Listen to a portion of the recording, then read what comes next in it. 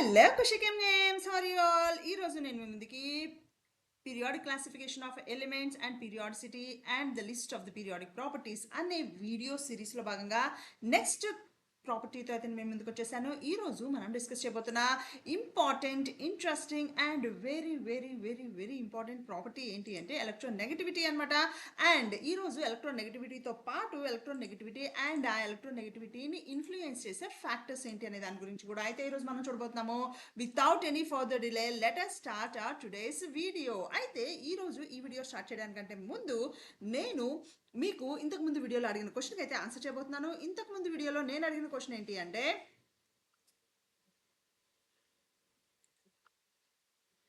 Dry ice. What is dry ice అనేది అయితే question అడిగాను. ఆ డ్రై ఐస్ అంటే ఏంటి అన్నదానికి నేను మీకు ఇచ్చిన ఆప్షన్స్ అయితే ఇవి ఉన్నాయి. ఒకసారి ఆప్షన్స్ చూద్దాము, దాని తర్వాత రైట్ ఆన్సర్ చూద్దాము. ఫస్ట్ ఆప్షన్ అయితే సాలిడ్ H2O, సెకండ్ ఆప్షన్ వచ్చేసి సాలిడ్ CO2, థర్డ్ ఆప్షన్ వచ్చేసి సాల్ట్ అండ్ ఫోర్త్ ఆప్షన్ వచ్చేసి జెల్ ప్యాక్స్. అయితే ఆబ్వియస్గా డ్రై ఐస్ అంటే రైట్ ఆన్సర్ వచ్చేసి మనకి సాలిడ్ CO2 అనమాట. ఎవరైతే దీన్ని కరెక్ట్గా గెస్ చేశారో వాళ్ళందరికీ కంగ్రాచులేషన్స్. అండ్ యాజ్ ప్రామిస్డ్ ఇంతకుముందు వీడియోలో నేను మీకు ప్రామిస్ చేసినట్టుగా దీన్ని సాలిడ్ CO2ని డ్రై ఐస్ అని ఎందుకు అంటారు అనేది అయితే చెప్పబోతున్నాము. సాలిడ్ CO2 అనేది మనకి జనరల్గా CO2 ఫిజికల్ స్టేట్ అనేది గ్యాస్గా ఉంటుంది. దీన్ని డైరెక్ట్గా కంప్రెస్ చేసి సాలిడ్ CO2గా అయితే మనం కన్వర్ట్ చేస్తామన్నమాట. అలాగే ఎప్పుడైతే మన దగ్గర సాలిడ్ CO2 ఉంటుందో దాన్ని ఎప్పుడైతే మనము టెంపరేచర్ ఇంక్రీజ్ చేస్తామో అది డైరెక్ట్గా గ్యాస్గా కన్వర్ట్ అవుతుంది without converting into liquid.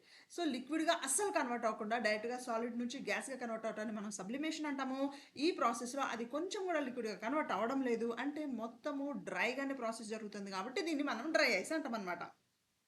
Okay, answer మీకు సాటిస్ఫాక్షన్గా అనిపించింది అనుకుంటున్నాను. సో నెక్స్ట్ ఈరోజు మన వీడియోని అయితే డిస్కస్ చేసేద్దాం. ఈరోజు మనం డిస్కస్ చేయబోతుంది ఏంటి అంటే ఎలక్ట్రోనెగటివిటీ అని చెప్పాను. ఆ ఎలక్ట్రోనెగటివిటీకి సంబంధించిన డెఫినేషన్ అయితే ఒకసారి చూస్తున్నాం చూడండి. Electronegativity is the ability of an atom to attract the covalently shared electrons towards itself. అంటే ఒక కోవలెంట్ బాండ్ ఫామ్ అవుతుంది రెండు డిఫరెంట్ ఎలిమెంట్స్ మధ్య. కోవలెంట్ బాండ్ మనకి ఎలా ఫామ్ అవుతుంది? అవి రెండు కూడా మ్యూచువల్లీ ఎలక్ట్రాన్స్ షేర్ చేసినప్పుడు మనకి కోవలెంట్ బాండ్ అయితే ఫామ్ అవుతుంది. ఆ కోవలెంట్ బాండ్ ఫామ్ అయిన ఎలక్ట్రాన్స్ని ఒక ఎలిమెంట్ దాని వైపుకి అట్రాక్ట్ చేసుకునే ఎబిలిటీని, టెండెన్సీని మనం ఎలక్ట్రోనెగటివిటీ అంటాం అనమాట. దీన్ని ఫస్ట్ చెప్పిన వాళ్ళైతే పౌలింగ్ అనే సైంటిస్ట్ చెప్పారనమాట. ఈ పౌలింగ్ అనే సైంటిస్ట్ చెప్పిన తర్వాత ఇది మనకి ఎబిలిటీ అంటే ఒక టెండెన్సీ, ఎట్లా ఎవరు గట్టిగా లాక్కుంటున్నారు, ఎవరు స్లోగా, అంటే ఏ ఎలిమెంట్ గట్టిగా లాగుతుంది, ఏ ఎలిమెంట్ స్లోగా లాగుతుంది అని చెప్పే ఎబిలిటీ. కాబట్టి దీనికి మనకి యూనిట్స్ అనేవి అయితే ఏమీ ఉండవు అనమాట. అంటే ఇది గట్టిగా లాగుతుంది, ఇది స్లోగా లాగుతుంది అని చెప్తాం తప్ప దాని యూనిట్స్ ఏమీ ఉండవు. ఓకేనా? సో నెక్స్ట్ ఏంటి అంటే నేను మీకు ఈ ఫినామినా అర్థం చేసుకోవడానికి నేను మీకోసం ఒక డెఫినేషన్, అంటే ఒక ఇది అర్థం చేసుకోవడం ఎలా ఈజీగా అర్థం చేసుకుంటారు అనే దానికోసం నేను మీకు ఒక పిక్టోరియల్ రిప్రజెంటేషన్ అయితే తీసుకొచ్చాను. సో ఈ పిక్టోరియల్ రిప్రజెంటేషన్లో నేను మీకు ఏం చూపిస్తున్నాను అంటే కోవలెంట్ బాండ్ ఫామ్ అవడం చూపిస్తున్నా. ఎప్పుడైతే మనకి కోవలెంట్ బాండ్ ఫామ్ అయిందో ఈ ఎలిమెంట్ ఈ ఆటమ్ ఒక ఎలక్ట్రాన్ని ఈ బాండ్ కోసం డొనేట్ చేస్తుంది. అలాగే ఈ ఎలిమెంట్ కూడా ఒక ఎలక్ట్రాన్ని చాలా హ్యాపీగా మ్యూచువల్ షేర్ చేసుకుంటూ చెరొక ఎలక్ట్రాన్ ఇస్తున్నాయి. చెరొక ఎలక్ట్రాన్ డొనేట్ చేసి they are forming a bond. So bond form అయినప్పుడు దాన్ని మనం కోవలెంట్ బాండ్ అంటాం. అంటే రెండు ఎలిమెంట్స్ చెరొక ఎలక్ట్రాన్ ఇచ్చి బాండ్ ఫామ్ చేస్తే దాన్ని కోవలెంట్ బాండ్ అంటాము. ఇంతవరకు క్లియర్.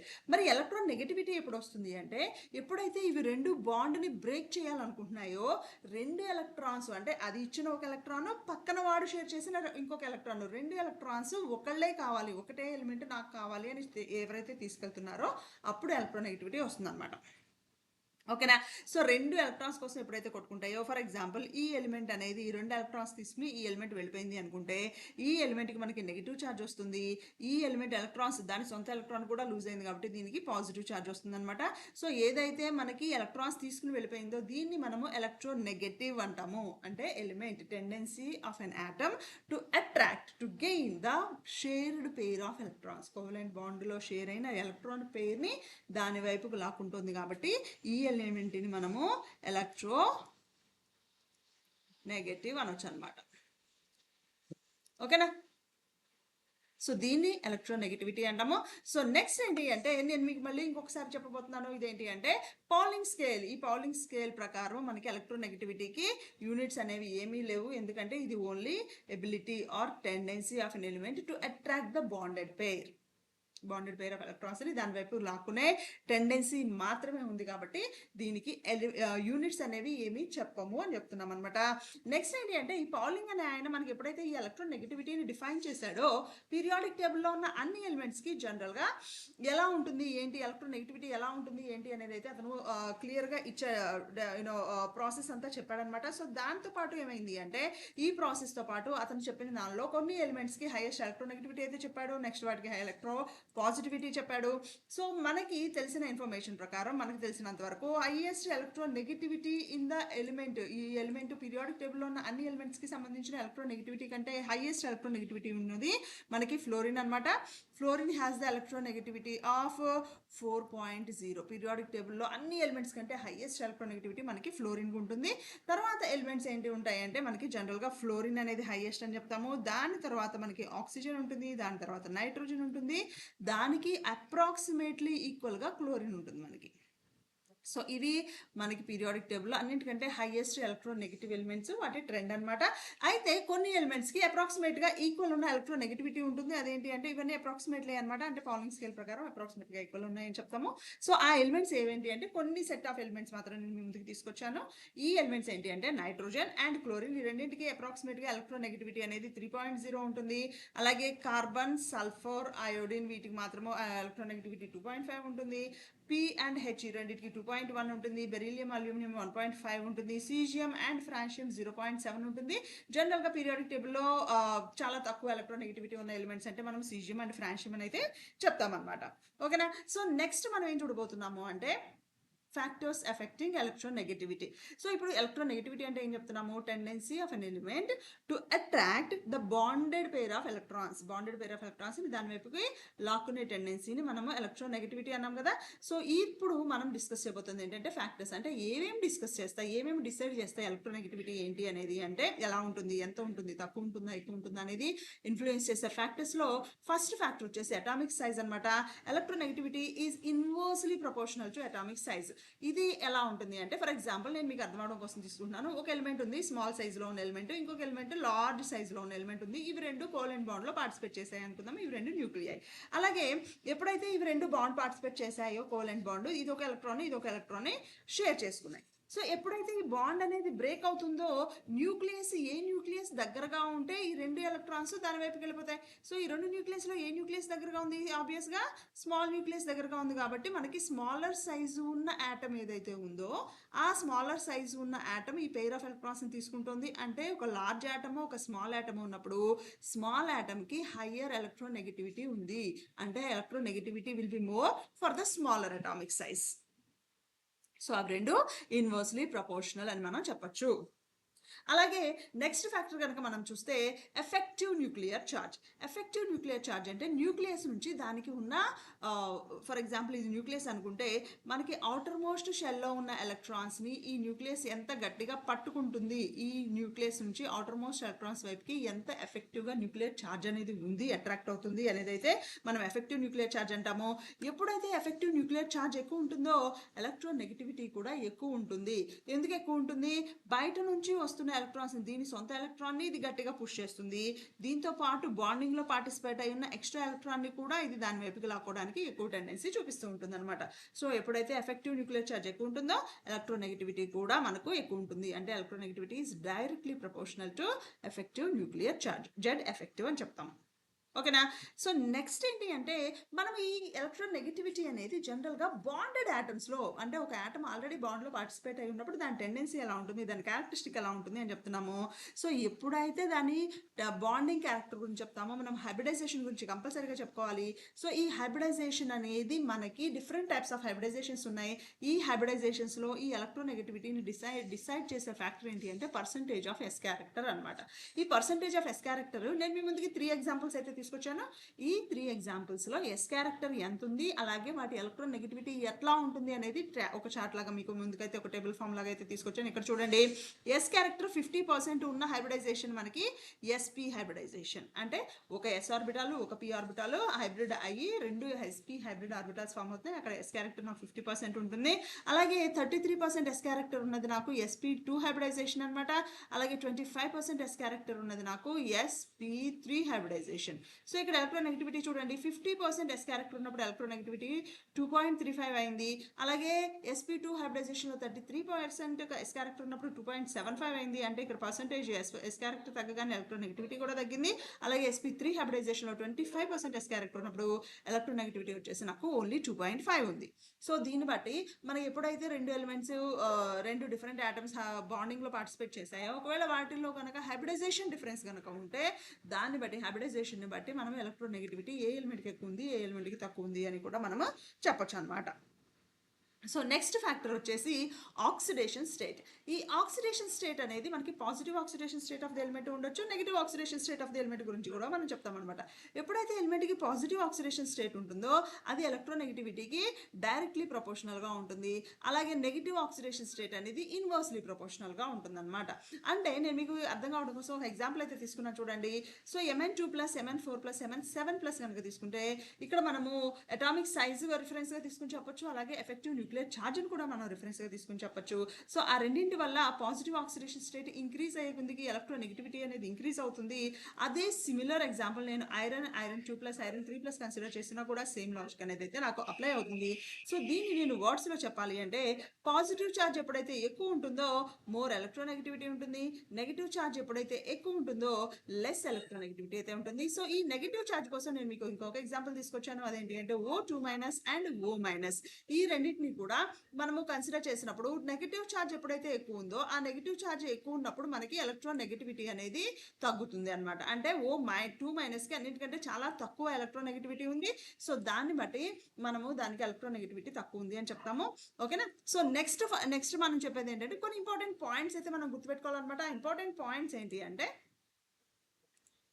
మనం గుర్తుపెట్టుకోవాల్సిన కొన్ని ఇంపార్టెంట్ పాయింట్స్ ఏంటి అంటే so first one electronegativity does not depend on the electronic configuration. అంటే అది హాఫ్ ఫీల్డ్ కాన్ఫిగరేషనా కంప్లీట్లీ ఫీల్డ్ కాన్ఫిగరేషనా అన్న దాని మీద ఎలక్ట్రోనెగటివిటీ అనేది డిపెండ్ అయ్యి ఉండదు. మిగిలినవన్నీ కూడా మనం ఏదైతే అయనైజేషన్ ఎంథాల్పీ అన్నామో ఎలక్ట్రాన్ ఎఫినిటీ అన్నామో అవన్నీ కూడా మనకి ఈ ఎలక్ట్రానిక్ కాన్ఫిగరేషన్ మీద కంపల్సరీగా డిపెండ్ అయి ఉంటాయి ఎక్సెప్ట్ ఫర్ ద ఎలక్ట్రోనెగటివిటీ మనకి ఆ ఫ్యాక్టర్ మీద అయితే అస్సలు డిపెండ్ అవ్వదు. సో నెక్స్ట్ పీరియాడిక్ ట్రెండ్ అంటే ఇది మనకి పీరియాడిక్ టేబుల్లో ఎలా చేంజ్ అవుతుంది, గ్రూప్లో ఎలా చేంజ్ అవుతుంది, పీరియడ్లో ఎలా చేంజ్ అవుతుంది అనేది కనుక మనం చూస్తే పీరియాడిక్ ట్రెండ్ వచ్చేసి ఎలక్ట్రోనెగటివిటీ మనకి ఒక గ్రూప్లో పైనుంచి కిందకి వెళ్ళినప్పుడు జనరల్ ట్రెండ్ అనమాట. ఇది కొన్ని ఎక్సెప్షనల్ కేసెస్ అయితే ఉన్నాయి ఆబ్వియస్గా. So decreases down the group. పైనుంచి కిందకి వచ్చినప్పుడు ఒక గ్రూప్లో ఎలక్ట్రోనెగటివిటీ అనేది తగ్గుతుంది. కొన్ని స్పెషల్ కేసెస్ ఉన్నాయి, కొన్ని స్పెషల్ కేసెస్లో మనం ఇది ఇంక్రీజ్ అవడం కూడా చూస్తూ ఉంటాము. So increase in the period, జనరల్గా ఒక పీరియడ్లో తీసుకున్నప్పుడు అది ఇంక్రీజ్ అవుతుంది. ఈ కాన్సెప్ట్ మీకు క్లియర్గా అర్థం అవడం కోసం నేను మీకోసం ఏం చేశాను అంటే ఇంటర్నెట్ నుంచి ఒక ఇంట్రెస్టింగ్ పీరియాడిక్ టేబుల్ ఎలక్ట్రోనెగటివిటీ ఎలా ఉంటుంది ఏంటి అనేది అయితే చెప్పడానికి ఒక చార్ట్ అయితే తీసుకొచ్చాను. ఇక్కడ చూడండి, ఇక్కడ నుంచి ఫస్ట్ పీరియడ్ ఎప్పుడైతే చూస్తున్నామో మనము అంటే ఈ హైడ్రోజన్ అనేది ఫస్ట్ పీరియడ్లో ఉంది. సెకండ్ పీరియడ్ చూడండి, లిథియం బెరీలియం కంపేర్ చేసినప్పుడు లిథియం కంటే బెరీలియం ఎక్కువ ఉంది, బెరీలియం కంటే బోరాన్ ఎక్కువ ఉంది, బోరాన్ కంటే కార్బన్ ఎక్కువ ఉంది, కార్బన్ కంటే నైట్రోజన్, ఆక్సిజన్, ఫ్లోరిన్ ఇలా లెఫ్ట్ నుంచి రైట్కి వచ్చినప్పుడు పీరియడ్లో ఎలక్ట్రాన్ నెగటివిటీ అనేది ఇంక్రీజ్ అవుతూ ఉంది. అలాగే పైనుంచి కిందకు వచ్చినప్పుడు ఏ గ్రూప్ అయినా తీసుకోండి మీరు, పైనుంచి కిందకు వచ్చినప్పుడు ఎలక్ట్రాన్ నెగటివిటీ అయితే గ్రాడ్యువల్గా తగ్గడం అయితే మనం చూస్తున్నాము. కొన్ని ఎలిమెంట్స్కి మనం అసలు ఎలక్ట్రాన్ నెగటివిటీ గురించి మాట్లాడట్లేదు. అంటే ఏవైతే మనం 0 లెవెల్లో అంటే అసలు టచ్ చేయకుండా ఉన్నామో వాటి గురించి మనం మాట్లాడట్లేదు. అవన్నీ ఏంటి అంటే రేడియో యాక్టివ్ ఎలిమెంట్స్, వాటికి ఎలక్ట్రోనెగటివిటీ గురించి మనం మాట్లాడము. అలాగే ఈ కార్నర్లో హీలియం, నియాన్ వీటి గురించి కూడా మాట్లాడట్లేదు. ఇనర్ట్ గ్యాసెస్ ఎలిమెంట్, ఈ ఇనర్ట్ గ్యాస్ ఎలిమెంట్స్ కూడా మనము ఆల్మోస్ట్ 0 ఎలక్ట్రాన్ నెగటివిటీ ఉంటుందని చెప్తాము. ఎందుకంటే అవి ఎలక్ట్రాన్స్ని డొనేట్ చేయవు, యాజ్ వెల్ యాజ్ అసలు బాండ్లోనే పార్టిసిపేట్ చేయవు. కాబట్టి ఎలక్ట్రాన్ నెగటివిటీ అనేది వాటికి ఆల్మోస్ట్ మనము చెప్పము. మరి క్రిప్టాన్కి, జెనాన్కి ఒక స్పెషల్ కేసు అనమాట. వాటి గురించి మనము స్పెషల్గా ఎప్పుడైతే 18th గ్రూప్ ఎలిమెంట్స్ చదువుతామో అప్పుడు చెప్పుకుందాం. ఓకే. సో ఇదే డిపిక్షన్ నేను మీకు ఇంకొక టేబులర్ ఫామ్ లాగా తీసుకొచ్చాను అనమాట. ఇక్కడ మీకు ఎప్పుడైతే డార్క్ కలర్ కనిపిస్తుందో ఈ డార్క్ కలర్ అనేది హైయెస్ట్ ఎలక్ట్రోనెగటివిటీ కింద మనం చెప్పొచ్చు. సో లైట్ కలర్ ఉన్నవి లెస్ ఎలక్ట్రోనెగటివిటీ అనేది మనం చెప్పుకోవచ్చు అనమాట. సో ఇక్కడ చూడండి, కొన్ని ఐరన్, రూతి, ఆస్మియం, ఈ టంగ్స్టన్ ఇవన్నీ కూడా ఈ గ్రూప్స్లో పైనుంచి కిందకి వెళ్ళినప్పుడు కొన్నిసార్లు ఎలక్ట్రోనెగటివిటీ అయితే పెరిగింది. ఇవి ఎగ్జెప్షనల్ కేసెస్ మనకు. ఓకేనా. సో నెక్స్ట్ వచ్చేసి మనకి ఎగ్జాప్షన్స్ ఏంటేంటి ఉన్నాయి. ఎగ్జాప్షన్స్ మనకి పీరియాడిక్ ప్రాపర్టీస్ అన్నింటిలోనూ ఒక ఒక ట్రెండ్ చెప్తాము, ఇలా ఇంక్రీజ్ అవుతుంది, ఇలా డిక్రీజ్ అవుతుంది అని ట్రెండ్ చెప్తాము. నెక్స్ట్ మనం కొన్ని ఎగ్జాప్షన్స్ చెప్తాము. ఆ ఎగ్జాప్షన్లో ఫస్ట్ ఎగ్జాప్షన్ మనం చెప్తాం ఏంటి అంటే ఇక్కడ electron negativity of cesium and francium అనేవి ఈక్వల్. సీజియము ఫ్రాన్షియము రెండు ఈక్వల్గా ఉన్నాయి అని చెప్తున్నాము. It is there from cesium 55, cesium 87, only 1 shell increases. వీటి రెండు ఎలక్ట్రానిక్ కాన్ఫిగరేషన్లో ఒక్క షెల్లే ఇంక్రీజ్ అవుతుంది. సీజియం వచ్చేసి మనకి నేను పీరియాడిక్ టేబుల్ చూపిస్తున్నాను చూడండి. సీజియం ఇక్కడ ఉంది కదా, ఇక్కడ సీజియం వచ్చేసి మీకు ఎలక్ట్రానిక్ కాన్ఫిగరేషన్ మనం చెక్ చేసినప్పుడు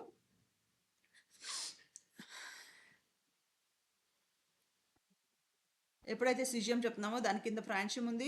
సో ఈ సీజియంని ఫ్రాన్షియంని మనం చెక్ చేసినప్పుడు ఒకటే గ్రూప్లో ఉన్నాయి. సో ఒకటే షెల్ అనేది వాటికి మధ్య డిఫరెన్స్ ఉంది. ఆ షెల్లో మనకి atomic numbers, different atomic numbers only 32 atomic number difference ఉంటుంది. అంటే 32 ప్రోటాన్స్ డిఫరెన్స్ ఉంటుంది. ఆ 32 ప్రోటాన్స్ వల్ల ఇంక్రీజ్ అయ్యే ఎఫెక్టివ్ న్యూక్లియర్ ఛార్జ్ అనేది ఈ effected increase in the number of shell, ఈ నంబర్ ఆఫ్ షెల్స్ ఇంక్రీజ్ అవడం వల్ల తగ్గాల్సిన ఎఫెక్టివ్ న్యూక్లియర్ ఛార్జ్ ఈక్వల్ అయిపోయి రెండు కూడా సేమ్ ఎలక్ట్రోనెగటివిటీని చూపిస్తాయి అనమాట. అంటే మనం ఎప్పుడైతే ఒక ఎలిమెంట్ని తీసుకుంటామో ఈ ఎలిమెంట్ దీని షెల్ అవుటర్ మోస్ట్ షెల్లో ఎంతైతే ఎఫెక్టివ్ న్యూక్లియర్ ఛార్జ్ ఉందో, సో ఇది సీజియం అనుకుంటే ఫర్ ఎగ్జాంపుల్, అంటే అది మనకి 6th గ్రూప్లో ఉంది, 6th పీరియడ్లో ఉంది, అంటే దాని నంబర్ ఆఫ్ షెల్స్ 6 ఉన్నాయి. నేనైతే 6 తీసుకోవట్లేదు, ఓన్లీ 2 తీసుకుంటున్నాను. అలాగే ఫ్రాన్షియం అనేది నాకు ఒక షెల్ ఎక్స్ట్రా ఉంది. సో ఇక్కడ నుంచి ఇక్కడ వరకు ఉన్న డిస్టెన్స్ ఎఫెక్టివ్ న్యూక్లియర్ ఛార్జ్ ఎంత ఉండాలో ఈ రెండింటికి డిఫరెన్స్ ఏముంది అంటే ఒక షెల్ ఎక్స్ట్రా ఇక్కడ ఉంది, 32 ప్రోటాన్స్ కూడా ఇక్కడ ఎక్స్ట్రా ఉన్నాయి. సో ఈ ఒక షెల్ వల్ల ఎంతైతే హిండరెన్స్ వస్తుందో మనకు ఈ 32 ఎలక్ట్రాన్స్ దాన్ని గట్టిగా పట్టుకుంటాయి అనమాట. దానివల్ల ఎలక్ట్రాన్ నెగటివిటీ అనేది రెండిట్లోనూ ఈక్వల్గా ఉంది అని చెప్తున్నాం మనం. ఓకేనా. సో అవి రెండు ఒకదానికొకటి న్యూట్రలైజ్ అయిపోయాయి అని చెప్తున్నాం అనమాట. ఓకే. నెక్స్ట్ ఎగ్జెప్షన్ కనుక మనం చూస్తే, so electronegativity of fluorine, chlorine. Chlorine రెండింటికి సేమ్ ఎలక్ట్రోనెగటివిటీ ఉంటుంది, సిమిలర్గా ఉంటాయి ఎలక్ట్రోనెగటివిటీస్ అని చెప్తున్నాము. అలాగే ఎప్పుడైతే ఎలక్ట్రాన్ ఎఫినిటీ అయితే చెక్ చేస్తామో fluorine will be more electron affinity. ఫ్లోరిన్కి ఎక్కువ ఎలక్ట్రాన్ ఎఫినిటీ ఉంటుంది కంపేర్ టు ఫ్లోరిన్.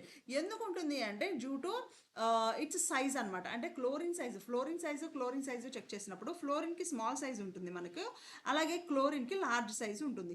సో ఎప్పుడైతే ఫ్లోరిన్ ఉందో ఫ్లోరిన్కి ఎలక్ట్రాన్ కావాలి, దానికి అవుటర్మోస్ట్ కాన్ఫిగరేషన్లో మనకి 2p5 ఉంది, 2s2 2p5 ఉంది. ఒక ఎలక్ట్రాన్ వస్తే ఇది స్టేబుల్ అవుతుంది ఫ్లోరిన్, కరెక్టే. కానీ ఎక్స్ట్రా ఎలక్ట్రాన్ వచ్చినప్పుడు ఇది దాని దగ్గర పెట్టుకోలేదు, దాని న్యూక్లియస్ నుంచి ఆ వచ్చే ఎక్స్ట్రా ఎలక్ట్రాన్ని అది హోల్డ్ చేసుకోలేదు due to its small size. ఫ్లోరిన్కి ఉన్న స్మాల్ సైజ్ వల్ల అది హోల్డ్ చేసుకోలేదు, అందువల్ల దానికి ఎలక్ట్రాన్ ఎఫినిటీ అనేది తక్కువ ఉంది. బట్ వేరేస్ ఎలక్ట్రాన్ నెగటివిటీ అంటే ఏంటి, అది ఎలక్ట్రాన్ని బయట నుంచి కంప్లీట్గా యాక్సెప్ట్ చేయటం లేదు, బాండింగ్లో ఉన్న ఎలక్ట్రాన్స్ని దాని వైపు లాక్కోవడానికి చూస్తుంది. అంటే ఎలక్ట్రాన్ డెన్సిటీని దాని వైపు అట్రాక్ట్ చేసుకోవడానికి చూస్తుంది, అంతే. అది కంప్లీట్గా ఎలక్ట్రాన్ గెయిన్ అయితే మళ్ళీ స్టేబుల్గా ఉండదు అనమాట. అర్థమవుతుందా. సో వేరాజ్ క్లోరిన్ ఏమవుతుంది, ఒక ఎక్స్ట్రా ఎలక్ట్రాన్ వచ్చినప్పుడు దీని కాన్ఫిగరేషన్ వచ్చేసి మనకి 3s2 3p5. సో దీనికి కనుక ఒక ఎక్స్ట్రా ఎలక్ట్రాన్ ఇస్తే దీని లార్జ్ సైజ్ ఉండటం వల్ల ఇంటర్ ఎలక్ట్రానిక్ రిపల్షన్స్ అనేది తక్కువ ఉండడం వల్ల మనకి క్లోరిన్కి సంబంధించిన ఎలక్ట్రాన్ ఎఫినిటీ అనేది అయితే ఎక్కువ ఉంటుందన్నమాట. సో ఈ రెండు రీజన్స్ వల్ల, అంటే ఫ్లోరిన్ అనేది ఎలక్ట్రాన్ కావాలి కానీ కంప్లీట్గా అది హోల్డ్ చేసుకోలేదు, బట్ ఒక ఎలక్ట్రాన్ డెన్సిటీని అయితే దాని వైపు అట్రాక్ట్ చేసుకుంటుంది. దానివల్ల దీన్ని ఏమంటామంటే black sheep element, monarch of the periodic table అని కూడా అంటారు కొంతమంది, but still black sheep element అంటాం అనమాట. అంటే ఫ్లోరిన్ హైయెస్ట్ ఎలక్ట్రోనెగటివిటీ. ఎంత ఎలక్ట్రోనెగటివిటీ అంటే ఇది పీరియాడిక్ టేబుల్లో ఉన్న ఏ ఎలిమెంట్ దగ్గర నుంచైనా ఎలక్ట్రాన్స్ని గెయిన్ చేయగలదు, ఎక్కడి నుంచైనా గెయిన్ చేయగలదు. In the sense even from the inert gases. మనకి జెనాన్ ఉంది కదా, జెనాన్ నుంచి కూడా ఈ ఫ్లోరిన్ అనేది ఎలక్ట్రాన్స్ని అట్రాక్ట్ చేసుకోగలదు, అంత ఎలక్ట్రోనెగటివిటీ ఉంటుందన్నమాట. ఓకేనా. సో అలాగే next one, value of the electronegativity is ఇర్రెగ్యులర్గా ఉంటుంది when it is going down the group. నేను మీకు ఆల్రెడీ ఇందాక వీడియో ఎక్స్ప్లెయిన్ చేసినప్పుడు, టేబుల్ ఎక్స్ప్లెయిన్ చేసినప్పుడు చెప్పాను. సో కొన్ని చోట్ల ఇది ఇర్రెగ్యులర్గా ఉంటుంది because of the transition contraction అంటే వాటి సైజెస్ అనేది తగ్గడం వల్ల ఈ ఇర్రెగ్యులారిటీ అనేది కొన్ని చోట్ల కనిపిస్తూ ఉంటుంది అనమాట. అలాగే 0 గ్రూప్ ఎలిమెంట్స్ హ్యావ్ 0 ఎలక్ట్రోనెగటివిటీ. వాటికి ఎలక్ట్రాన్స్ అనేవి అసలు ఎలక్ట్రాన్స్ని అవి యాక్సెప్ట్ చేయవు, అలాగే ఎలక్ట్రాన్స్ని వాటిని అట్రాక్ట్ చేసుకోవాల్సిన అవసరం కూడా వాటికి లేదు, కాబట్టి వాటి ఎలక్ట్రోనెగటివిటీ అనేది 0 ఉంటుంది. వీటికి మనకి జీరో గ్రూప్ ఎలిమెంట్స్కి అనమాట. సో ఈ టేబుల్ నేను ఇక్కడ చెప్పాను కదా కొన్ని ఎగ్జెప్షన్స్ ఉన్నాయని చెప్పాము. ఈ గ్రూప్లో ఒక ఎగ్జెప్షన్ కనిపిస్తుంది మనకు.